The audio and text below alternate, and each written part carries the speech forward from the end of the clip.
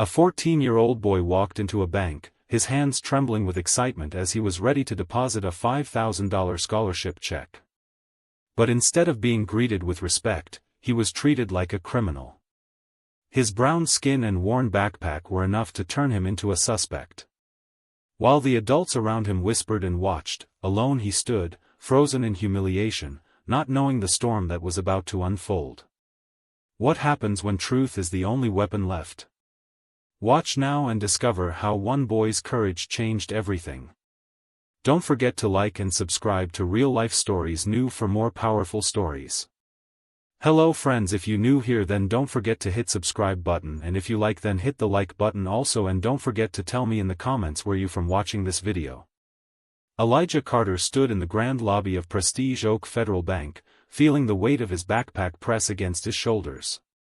His heart pounded with excitement, but there was also a quiet sense of nervousness as he adjusted the strap of his bag. Today was supposed to be a moment of pride, a small but significant milestone on his journey to adulthood. The $5,000 scholarship check he was about to deposit was a direct result of his hard work and perseverance, something he had earned through his own effort. He had earned every penny of it. At just 14 years old, Elijah had worked tirelessly, studying late into the night, answering questions with precision, and always striving for the best. His father, Daniel Carter, the CEO of Carter & Cole Investments, had offered to send his personal assistant to take care of the deposit for him. But Elijah refused. He wanted to prove to himself that he could handle his own affairs. This was more than just depositing money, it was about taking control of his future, about standing on his own 2 feet in a world that often doubted his worth. The marble floors beneath his feet gleamed, the sound of footsteps echoing softly through the lobby. The polished counters reflected the light from the grand crystal chandeliers overhead. To Elijah, it felt like he had stepped into another world, one that was meant for adults, for people who belonged here. The scent of expensive wood and leather lingered in the air, and every person around him seemed to have a purpose. But as he walked up to the counter, everything changed. The young teller behind the desk, Tom Reeves, glanced up at Elijah, his smile quickly fading. Elijah froze. There was something in Tom's eyes, a flicker of hesitation, then something worse, suspicion. Elijah had never been a stranger to being looked at differently because of his skin color. But this was different. This wasn't the polite curiosity that children sometimes face when they're out of place in a grown-up world. No, this was something colder. Tom took the check, glanced at it, then quickly looked back at Elijah. The silence between them stretched for what felt like an eternity, and Elijah's stomach tightened. He hadn't done anything wrong, but the way Tom was looking at him made him feel like he had. It wasn't just the check that was under scrutiny, it was Elijah himself. Everything about him was being questioned, from the backpack slung over his shoulder to the uniform he wore. Elijah had done his best to look presentable, to prepare. But in that moment, it didn't matter. $5,000 for a student? Tom's voice was soft, but audible enough to make Elijah's skin burn. The words seemed to hang in the air, heavy and accusing. Elijah's hands instinctively gripped the strap of his backpack a little tighter. He could feel his palms getting clammy, the weight of Tom's judgment pressing down on him. He swallowed hard, trying to keep his voice steady. "I'm a student at Western Academy," he said, holding up the scholarship confirmation letter and his student ID. "This is a merit scholarship. All the paperwork is here." But Tom didn't take the papers. Instead, he looked back at the check, a skeptical look crossing his face. Elijah could feel his heart pounding in his chest as he fought to hold on to the composure his father had always encouraged him to maintain. Before he could say anything else, the sound of high heels clicking sharply on the marble floor cut through the tension. Elijah turned, and there she was. Victoria Hayes, the bank's branch manager. She was tall and impeccably dressed, her light gray vest perfectly tailored, a gold badge pinned neatly to her chest. She had the air of someone who was used to being in charge. Her gaze flicked briefly at Elijah, then at the check, before she turned back to him. Where did you get this from? Victoria's voice rang out, loud enough for the few customers in the bank to hear. It wasn't a question of interest or curiosity, it was a challenge. Elijah could feel her eyes boring into him, scrutinizing him in a way that felt like an accusation. She wasn't just questioning the validity of the check, she was questioning his presence here, his right to be there. Elijah's throat tightened. He wanted to tell her everything, to explain that he had earned this, that he wasn't some kid trying to scam the bank. But instead, he found himself standing there, the weight of her gaze making him feel small. I study at Western Academy, Elijah said, his voice calm but firm, despite the burning anger rising inside him. This is a merit scholarship. I've worked hard for this. Victoria didn't take the documents from him. She crossed her arms and gave him a once-over, scanning him from head to toe as though evaluating whether he even belonged in this space. Her eyes lingered on his school uniform, the worn edges of his backpack, and something shifted in her expression. There was no acknowledgement, no understanding. Just judgment. We've had a lot of fake checks recently, she said, her voice dropping to a near whisper, but loud enough for everyone around her to hear. This needs to be verified. Elijah's chest tightened. He had done everything right. His check was legitimate. He had all the proper paperwork. But here he was, being treated like a suspect, like someone who wasn't worthy of the same trust as the others around him. He stood frozen, the sting of humiliation threatening to overwhelm him. This wasn't just about depositing money. This was about something much deeper. This was about who he was, and how the world saw him. His father had always told him that the world wouldn't give him respect easily, that he would have to earn it. But how could Elijah earn respect when the world refused to even give him the benefit of the doubt? He thought about what his father had taught him: hold your head high. Be strong. But in that moment, standing in the bank under the cold gaze of Victoria and the whispers of the people around him, it was hard to believe any of that. Elijah took a deep breath and forced the words out. Can I call my dad? His voice trembled slightly, but he pushed through. I left my phone at school. He's waiting for me to come home. Victoria barely looked at him. Not our problem, she replied, dismissing him with a flick of her wrist. You stand there and wait until we finish. Elijah stood, his back straight, but inside, he felt like he was falling apart. The humiliation was suffocating. The bank had become a cage, a place where his worth was measured by nothing more than the color of his skin and the assumptions made about him before he even opened his mouth. The world had written its story of who he was, and no matter what he said, no matter what he did, it didn't seem to matter. The seconds felt like hours. Elijah's mind raced, his thoughts spinning out of control as he stood there, helpless under the scrutiny of the bank staff and the cold gaze of Victoria Hayes. The world around him seemed to blur, everything becoming a dull hum, while the harshness of the moment sharpened.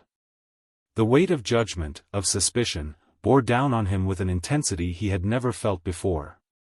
His chest tightened with frustration, and the sting of humiliation seeped deeper into his bones. He had walked into this bank with a purpose, with pride in his heart. But now, it was as though he had been reduced to nothing. To them, he wasn't a student with a future. He was a problem. A threat. What hurt the most wasn't just the questioning of his scholarship, or the coldness in Victoria's voice. It was the complete dismissal of his humanity. Elijah had never been naive about the realities of racism and discrimination. But to stand there, treated like an outsider in a place where he should have been respected, felt like a slap in the face.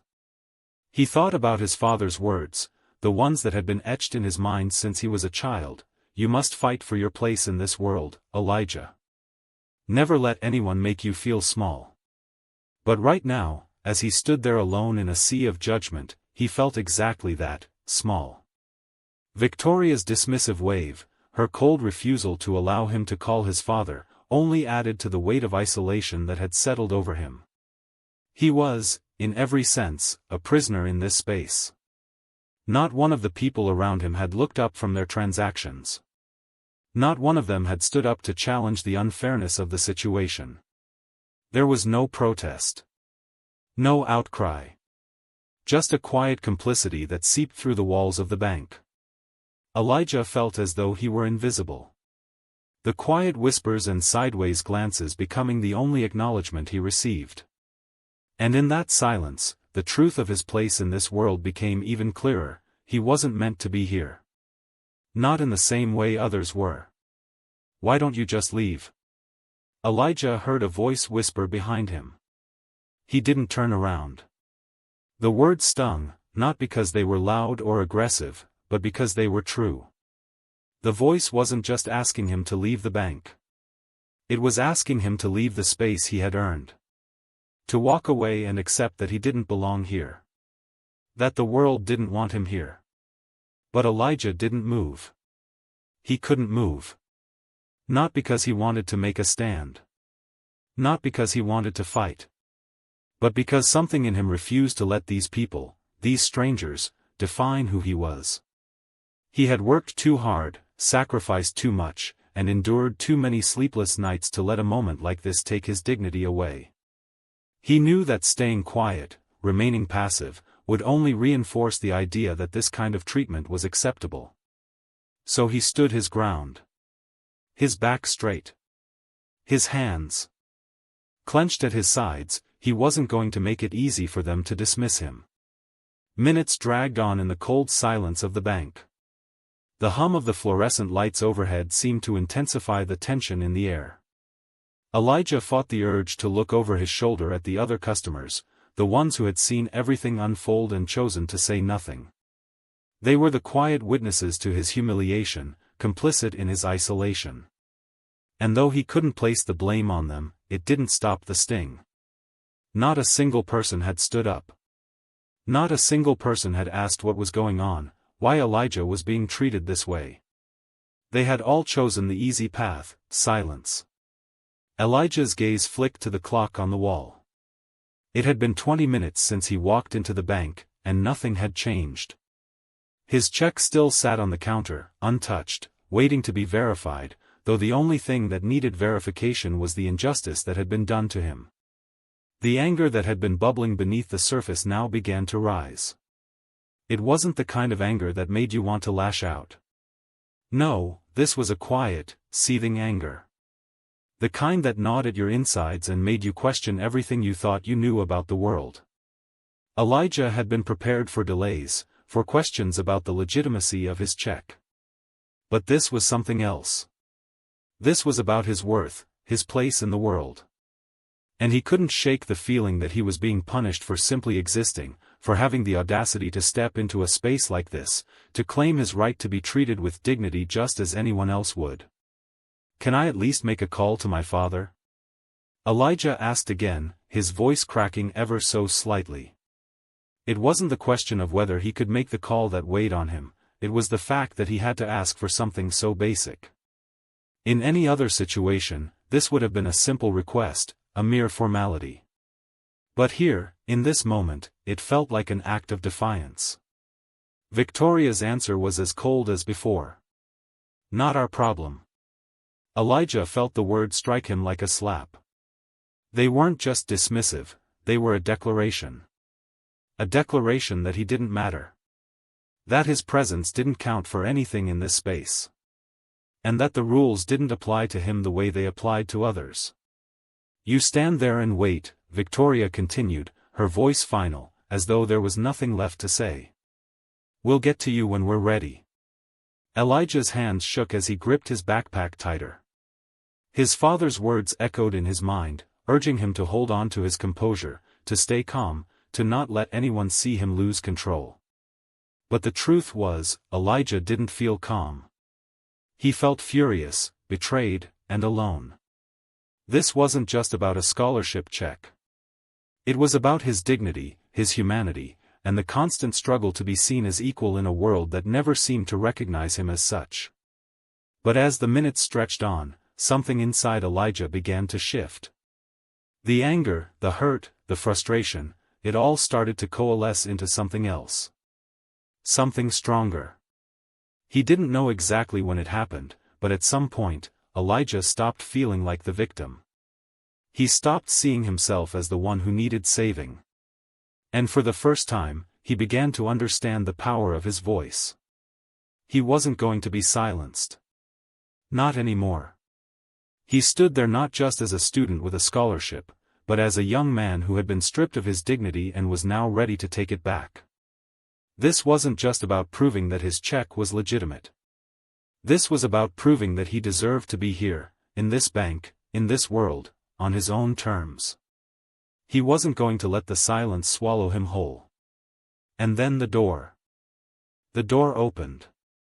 The presence in the room shifted as Daniel Carter, Elijah's father, stepped into the bank. He moved with a quiet authority, the kind that made the entire room take notice. He didn't need to announce who he was, his very presence commanded respect. And the moment his eyes locked with Elijah's, something in the air changed. It was as if the ground beneath Elijah's feet shifted. His father was here, and with him, everything was about to change. Daniel's eyes scanned the room, not looking for the manager, not seeking acknowledgement from the staff, but simply searching for his son. His gaze landed on Elijah, and in that instant, everything Elijah had been holding in, the anger, the hurt, the confusion, seemed to dissolve. It wasn't because his father was there to save him, but because Elijah knew, deep down, that his father was a man who understood what it meant to stand up for what was right. "Where is my son?"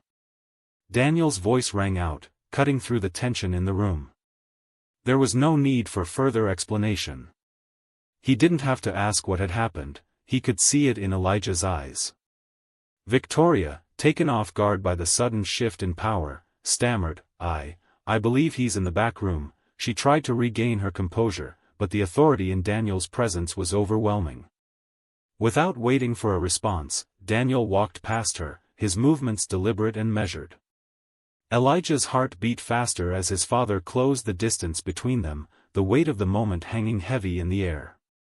And then finally, Daniel reached him. His father didn't ask any more questions, he didn't need to.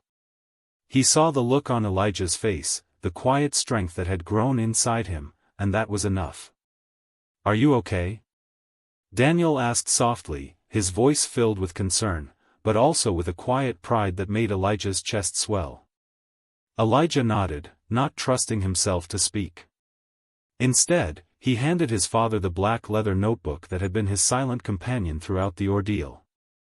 Daniel flipped it open, scanning the pages Elijah had filled with careful notes, timestamps, and everything that had happened.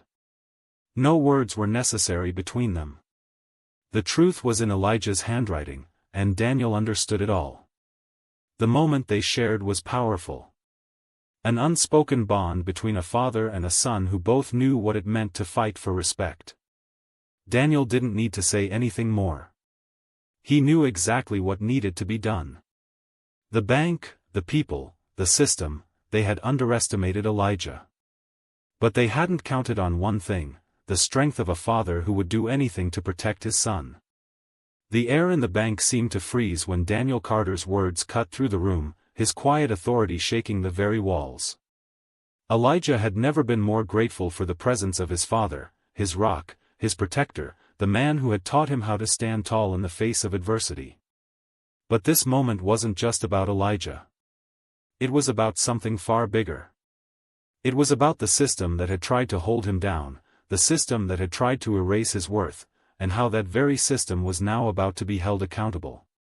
As Daniel walked past Victoria, who had turned pale and stiffened in the face of his arrival, the tension in the room reached a boiling point.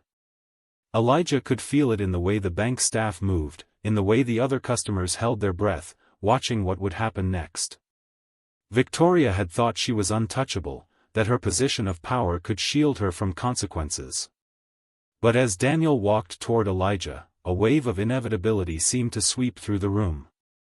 Her control over the situation was slipping through her fingers, and she could feel it. Elijah's father didn't stop at the counter. He didn't ask for explanations. His eyes didn't leave Elijah, and in that silent exchange, the truth was clear: Elijah had been wronged, and Daniel wasn't going to let that go. Without a word, Daniel approached his son and stood there, towering over him. His presence alone made the room feel smaller, the weight of his position, his confidence, and his unspoken promise to protect his son filling the air. "Are you okay?" Daniel asked softly, but there was a strength in his voice that couldn't be mistaken. It wasn't just a father's concern, it was the voice of a man who knew how the world worked, who understood the systems of power that often crushed those who weren't in positions of privilege. Elijah didn't need to respond. He had been holding everything in for so long, trying to be strong, trying to remain composed. But now, in the face of his father's unwavering support, Elijah felt something break inside him. The anger, the hurt, and the humiliation all began to pour out, but he held it in check. Instead, he handed his father the black leather notebook that had become his silent ally during this entire ordeal. Daniel took the notebook without hesitation, flipping through the pages with an almost clinical precision. Elijah had recorded every detail, every moment of what had happened, from the second he entered the bank to the way he had been treated like a criminal. Everything was in those pages, the timestamps, the names, the actions. It was all there. And as Daniel read through the notes, it became clear that Elijah wasn't just a victim of racial prejudice, he was a witness to an injustice that had been brewing for far too long. And now, he held the proof. As Daniel read, Victoria stood frozen in place, her face slowly draining of color. Her earlier confidence had crumbled. She had thought she could dismiss Elijah, treat him like he didn't matter, but now the truth was staring her in the face, and there was no escaping it. The silence in the room grew heavier as the implications of what had just been uncovered began to sink in. Elijah hadn't just been discriminated against, he had witnessed something far worse. Something illegal. Daniel stood up, the notebook still in his hands. His eyes never left Victoria. And in that moment, it was clear, he wasn't just a father standing up for his son. He was a CEO, a man who had seen how corruption and favoritism could erode systems of trust. And he wasn't going to let that happen here, not on his watch. "You've made a grave mistake," Daniel's voice was calm, but the weight of his words struck like a hammer. The quiet reverence that had settled over the room as Daniel walked in now seemed to turn into something more powerful. The bank, once an imposing institution of trust and authority, now felt like a house of cards. All it took was one voice, one truth, to bring it all crashing down. Victoria's lips trembled. She had underestimated Elijah. Underestimated Daniel. And now she was facing the consequences. "What are you talking about?" Her voice was shaky, trying desperately to maintain control, but her mask of professionalism had shattered. Daniel didn't answer her immediately. He didn't need to. Instead, he raised the notebook high so that everyone in the room could see the evidence, every word Elijah had written, every date and time, every moment of humiliation, now on display. "I have the evidence here," Daniel said slowly, his voice resonating through the silence. "You discriminated against my son. You illegally detained him. And most importantly, you leaked confidential documents to a competitor." The words echoed throughout the bank, reverberating off the marble floors and polished counters. The room was still now. Every eye in the bank turned toward Victoria. She had thought her position of power would protect her. She had thought she could get away with it. But now, in the face of undeniable truth, she stood exposed. Elijah's eyes never left his father. In that moment, he realized that his father's power wasn't just in his position or his wealth, it was in his ability to stand up for what was right, no matter the cost. Daniel wasn't just protecting his son, he was exposing a system that had allowed such injustice to thrive. And Elijah, in that moment, realized that he wasn't just a passive victim of discrimination, he was part of something much bigger, a story that would ripple out beyond this moment, beyond the walls of this bank. Victoria took a step back, but there was no escaping the truth now. The eyes of every person in the room were on her, and for the first time, she was the one being judged. Her earlier confidence had been stripped away, leaving behind only a thin veneer of panic. "I was just following procedure," she stammered. But her words were empty. The room saw her for what she was now, a person who had used her position of power to hurt an innocent child. A person who had manipulated the system to cover up something far darker. Daniel cut her off before she could speak further. "You didn't follow procedure, Ms. Hayes. You abused your power, and you've broken the law." There was no room for negotiation now. The room, which had been filled with tension just moments before, now buzzed with an uncomfortable energy. The truth was too loud, too undeniable, and everyone in that bank was a witness to it. The silence that followed felt suffocating. It was as if the bank itself was holding its breath, waiting for the inevitable to unfold. No one moved. No one spoke. But all of them knew that what had just been exposed couldn't be ignored. Elijah had been right.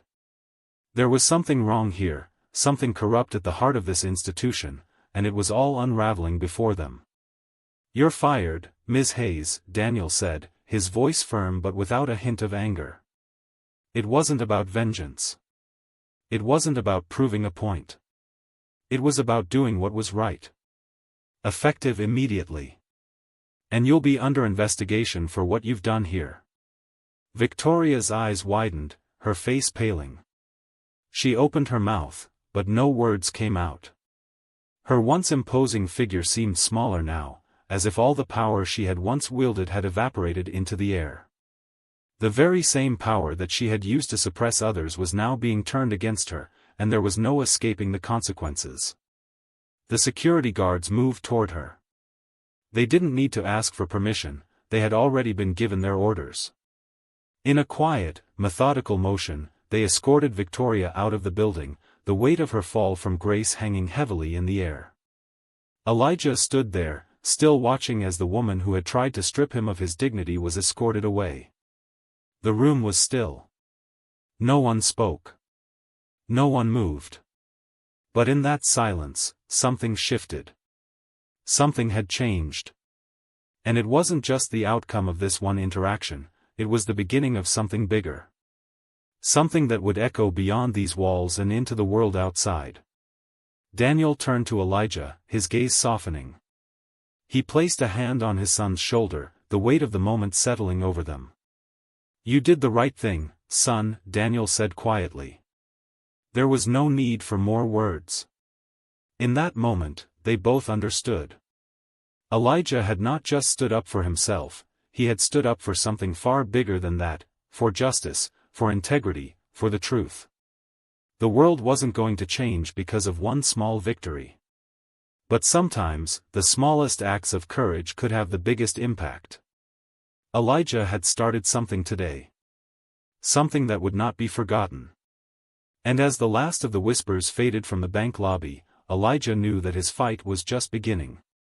The truth, once spoken, could never be silenced in a world where prejudice and discrimination often go unnoticed. Elijah Carter's story is a powerful reminder that standing up for what's right can shake even the most entrenched systems of power. What began as a simple deposit quickly became a battle for dignity, for truth, and for justice. Elijah showed us that sometimes the most powerful weapon isn't anger, it's the courage to speak up, even when the world tries to silence you. But Elijah's journey didn't end with his victory at the bank, it's just the beginning of a larger story, one where the courage of individuals can change the course of an entire system. What about you? When faced with a moment of injustice, will you stay silent, or will you find your voice? If Elijah's story resonated with you, don't forget to like, share, and subscribe to Narrative Tales. Stay tuned for more inspiring stories of resilience, courage, and truth. And remember, real change begins with one person. Could that person be you? Let us know your thoughts in the comments.